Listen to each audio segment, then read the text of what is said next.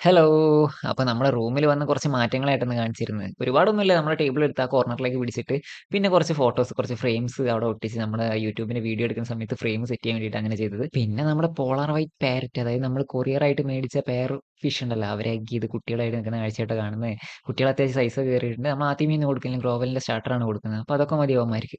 അതൊക്കെ കഴിച്ച അവന്മാർ ഹാപ്പി ആയിട്ടാണ് നിൽക്കുന്നത്. ഇത് നമ്മുടെ ഫ്രണ്ടിലെ ഷോ ടാങ്ക് ആണ്. കുറച്ച് പ്ലാന്റഡ് ആയിരുന്നു മുന്നേ.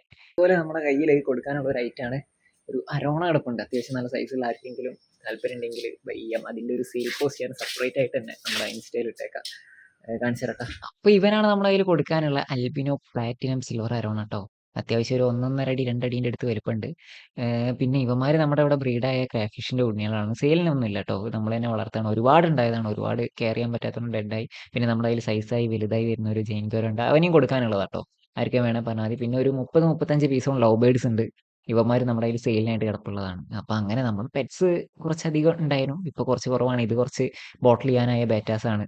മുന്നേ ഒരുപാട് ബോട്ടിൽ സെയിൽ ചെയ്താണ്. ഇവന്മാരൊന്നും സെയിലിനുള്ളല്ലോ കേട്ടോ. അപ്പൊ ഈ ഫാമിംഗ് ഒക്കെ വീണ്ടും നമുക്ക് പഴയതുപോലെ തന്നെ റീസ്റ്റാർട്ട് ചെയ്യണം കേട്ടോ. അപ്പൊ ഇഷ്ടപ്പെട്ട എല്ലാവരും കൂടെ കൂടെ ഇതിന്റെ അപ്ഡേഷനൊക്കെ ഒപ്പം തന്നെ ഉണ്ടാവും.